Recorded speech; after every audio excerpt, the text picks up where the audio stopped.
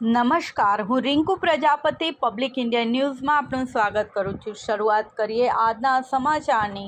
મહિને 60,000નો પગારદાર શિરસ્તેદાર 1 લાખની લાંચ લેતા ઝડપાયો।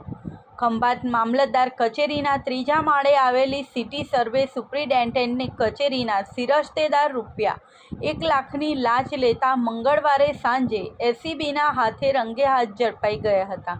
નોંધનીય છે કે મહિને ₹60,000 કમાતો શિરસ્તેદાર ₹1 લાખ લીધા બાદ તરત જ ડ્રોવરમાં મૂક્યા હતા અને એ જ સમયે એસીબી પહોંચી જતાં જ તેના પગ તળેથી જમીન ખસી ગઈ હતી।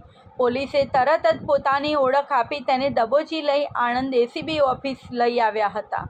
ખંભાત પાલિકાના હસ્તકની સરકારી જમીન વેચાણથી ખરીદ કરવા હેતુસર કલેક્ટર કચેરી ખાતે ઓનલાઈન અરજી કરી હતી।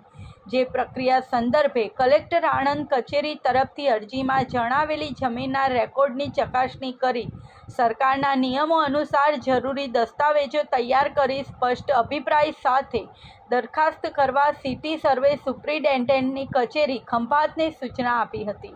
જે જમીન ફરિયાદીના મિત્રને વેચાણ લેવા માટે તેની દરખાસ્ત તૈયાર કરવા તથા હકારાત્મક અભિપ્રાય અપાવવા માટે ખંભાત સિટી સર્વે સુપ્રિન્ટેન્ડન્ટની કચેરીના વહીવટી વિભાગના શિરસ્તેદાર પ્રિતેશ મનુ પટેલે ₹1 લાખ લાંચ માગી હતી। જે અંગે તેમણે એસીબીમાં ફરિયાદ કરતા જ મંગળવારે છટકું ગોઠવી શખ્સને આબાદ ઝડપી લીધો હતો। સૂત્રોના જણાવ્યા અનુસાર પકડાયેલ શખ્સને તેના નોકરીના સમય દરમિયાન તેણે મેળવેલી આવકને તેણે વસાવેલી મિલકતની ચકાસણી કરાશે। હાલમાં તે ઉંદેલ ગામમાં રહે છે। જો કે આગામી સમયમાં તેના બેંક ખાતા તપાસાશે। જો આવક કરતાં તેની સંપત્તિ વધુ હશે તો અપ્રમાણસર મિલકતનો પણ ગુનો નોંધાશે। આણંદ એસીબીમાં હાલમાં મહિલા પીઆઈએસ રાજપૂત ફરજ બજાવે છે। છેલ્લા 4 વર્ષથી તેઓ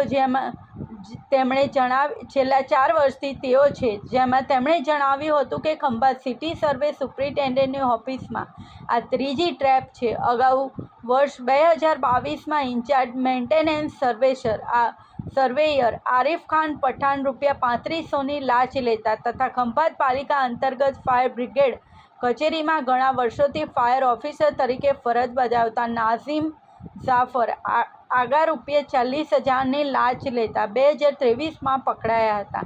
આમ છેલ્લા 3 વર્ષમાં પીઆઈએ ત્રીજી ટ્રેપ કરી હતી। આમાં આ ઓફિસ ભ્રષ્ટાચારથી ખદબદી રહી હોવાનું ચિત્ર એ લોકમાનસમાં ઊભું થયું છે।